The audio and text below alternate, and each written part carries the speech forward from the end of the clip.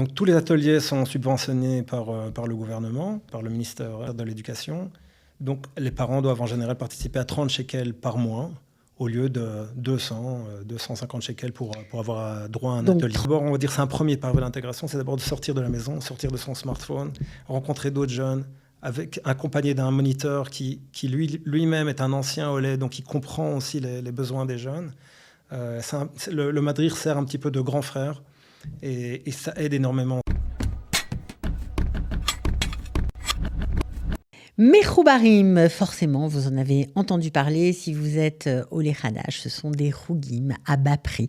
Une occasion pour occuper vos enfants après l'école qui finit plutôt tôt en Israël. On a le plaisir d'accueillir le directeur du programme de Mechoubarim, Amos Heller. Ça fait longtemps qu'on ne l'avait pas vu. Bonjour Amos. Shalom, shalom. Est-ce que c'est vraiment la reprise de Mechoubarim? Est-ce que c'est reparti pour l'année 2026? Alors là, Baruch Hashem, on est reparti. On a reçu enfin l'accord final qu'on attend chaque année, qui arrive en général entre le mois de septembre et le mois de décembre. Donc là, on a repris début janvier les activités. L'accord final, c'est quoi? C'est un accord du gouvernement? C'est un accord du gouvernement et ça veut dire que les budgets sont passés de tel endroit à tel endroit, qui sont enfin arrivés à la Chevra la Matnassim et qu'on peut enfin les utiliser pour les activités des Olim de France, les enfants.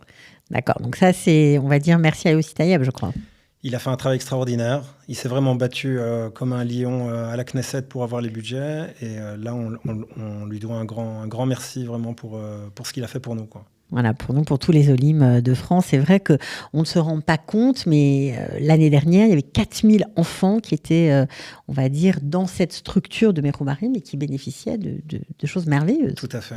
Et quelque part, Yossi donc, a bien compris, le Chaver Knesset Yossi Taïeb a bien compris en fait, l'importance du programme. Il est venu faire une visite à Natania. Il a vu sur le terrain exactement l'impact que ça a sur les enfants, sur les parents, surtout sur les familles qui font leur alia.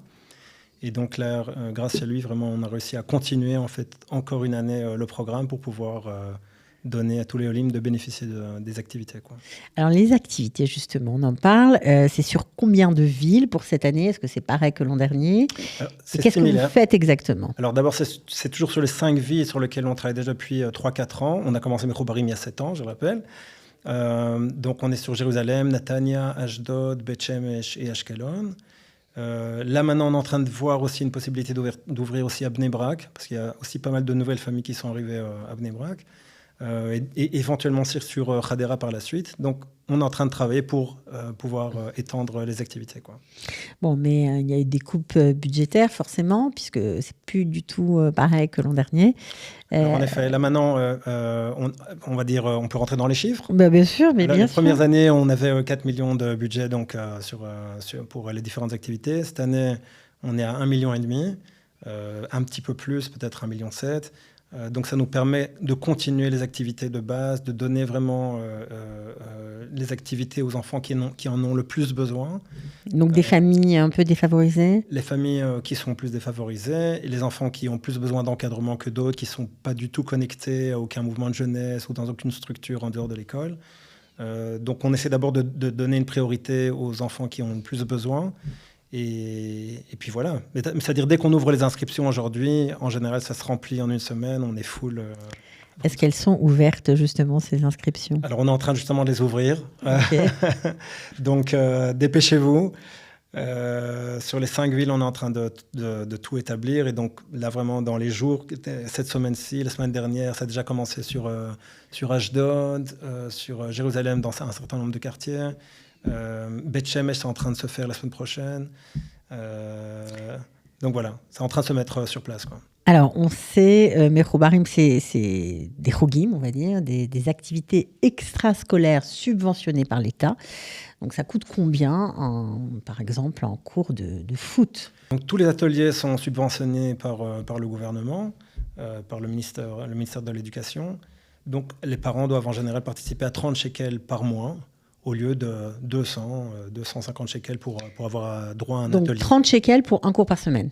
Exactement. Une activité par semaine? Une activité par semaine. Alors, qu'est-ce qu'il y a comme activité? Il y a tout. C'est tous les ateliers qu'il y a dans les matnassim, donc dans les centres communautaires. Ça va du foot au hip-hop, à la danse, la musique, des cours de guitare, de piano, organe, capoeira. Karaté? karaté, judo, krav maga, just name it. Ouais, mais ça fait beaucoup. Robotique, on m'a dit Robotique, aussi. Ça marche encore. informatique, c'est vrai. La danse pour les filles, j'imagine. La danse classique, hip-hop. C'est fou. Et donc, c'est 4 cours par semaine, parce que ça coûte quand même très mois. cher. Ouais. Oui, 4 cours par mois, pardon, 1 par semaine. Cours de guitare, c'est cher, ça peut être 120 shekels le cours. Ouais, même plus. Ouais. Aujourd'hui, c'est plus. Et là, c'est 30 shekels. 30 shekels. Extraordinaire. Bon, il n'y a pas que ça, évidemment. Est-ce que les groupes de jeunes vont fonctionner aussi ? Alors, il y a des groupes de jeunes qui n'ont pas arrêté de fonctionner. C'est-à-dire que même quand on n'avait pas les subsides, on a réussi d'une manière ou d'une autre à les maintenir. Mais là, on reprend avec des activités plus importantes. Donc, sur Jérusalem, on a 2 groupes qui reprennent les activités. À Beth Shemesh, on a un groupe de garçons qui, lui, continue, un groupe de filles qui va commencer. À Ashkelon, idem, le groupe de jeunes a continué à fonctionner. C'est vraiment important, ces groupes-là. C'est très important pour les jeunes qui vont dire qu'ils n'ont pas réussi à s'intégrer dans les mouvements de jeunesse ou à une communauté spécifique. Parce que sinon, ils sont seuls. Exactement. C'est ça, ils sont seuls, ils sont sur leur smartphone toute la journée. Ils ne rencontrent pas des jeunes qui sont similaires à eux, qui leur ressemblent, qui ont besoin de rigoler, de parler en français entre eux. C'est au niveau de l'intégration, d'abord, on va dire c'est un premier pas vers l'intégration, c'est d'abord de sortir de la maison, sortir de son smartphone, rencontrer d'autres jeunes, accompagné d'un moniteur qui lui-même est un ancien Olé, donc il comprend aussi les besoins des jeunes. Le Madrir sert un petit peu de grand frère et ça aide énormément. Ça, on le voit au fur et à mesure du temps, sur les années, à intégrer les enfants et à se lier vraiment à la société israélienne. Parce que dans un premier temps, les jeunes se rencontrent pour kiffer, mais dans un deuxième temps, on leur demande aussi de donner à la communauté. C'est-à-dire de faire des activités à Yom HaShoah, à Yom HaZikaron. Ils organisent des rencontres avec les Mishpachot Shekulot, ils vont distribuer des gâteaux aux Nitzolim, ils vont rencontrer des Nitzolim, ils vont aider les personnes âgées, distribuer des médicaments. Donc, c'est pas uniquement, dans un premier temps, c'est vrai que c'est aussi kiffer, faire des tioulim et des promenades, etc. Et c'est aussi s'intégrer. Mais c'est aussi s'intégrer et prendre part à la société israélienne. Bon, l'activité qui marche le mieux, c'est quoi ? Chez les jeunes ? Chez tout le monde, chez Mechoubarim. Chez Mechoubarim, on a les centres de soutien scolaire qui eux aussi sont critiques, on va dire, pour la bonne intégration d'un enfant. C'est un enfant qui réussit bien ses études et qui n'est pas déconnecté au niveau de ses études, qui arrive à être au niveau et garder le niveau de la classe dans laquelle il se trouve. C'est un enfant qui va mieux se sentir dans sa peau, qui va mieux réussir, il aura des meilleures relations avec ses parents, il sera mieux intégré dans l'école et au bout du compte, il sera mieux intégré dans la société. Donc les centres de soutien scolaire, ce sont des études qu'on a fait, des recherches qu'on a fait à la fin de chaque année. C'est on va dire l'activité qui a le plus d'impact sur les enfants et sur les chances d'intégration qu'ils ont en Israël. Et sur leurs parents, j'imagine. Ça a un impact vraiment qui est très large. Les centres de soutien scolaire, vraiment, ça évite la neshira, comme on appelle ça en français. La rupture. La rupture avec l'école. Et grâce à ça, grâce aux centres de soutien scolaire, ils améliorent leurs notes. Et puis... c'est gratuit pour les familles ? Aussi 30 shekels. 30 shekels le mois. Le mois. Alors qu'un cours particulier. Et il y a un prof qui explique les maths, la Guémara, alors exactement.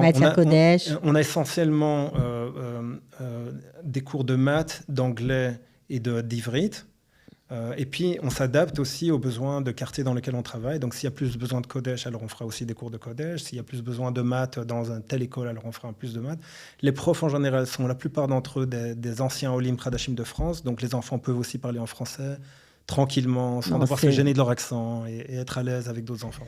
Bon, un projet que vous portez avec beaucoup de cœur, comme toujours. Vous avez toujours autant de plaisir à en parler. Donc, on s'inscrit comment, Amos ? On fait quoi ? Alors, on prend contact. Internet, on téléphone. On prend contact avec les Rakazim, avec les coordinateurs de chaque ville. Donc, on mettra leurs coordonnées sous la vidéo. Exactement. En fonction de la ville. Donc, vous montez, vous descendez en fonction de votre. Donc, on a Youssef à Jérusalem, on a Laetitia à Natania, et Estelle à Ashkelon, et Tamar à Beth Shemesh et Caroline à Ashdod. Voilà, on mettra les coordonnées, évidemment, les noms et les numéros de téléphone. On vous souhaite Be'atzlacha. Inscrivez-vous vite, ne perdez pas de temps. Bravo pour eux, vraiment. Toda. Et merci aussi à Kalita qui participe aussi au programme. Merci. Toda.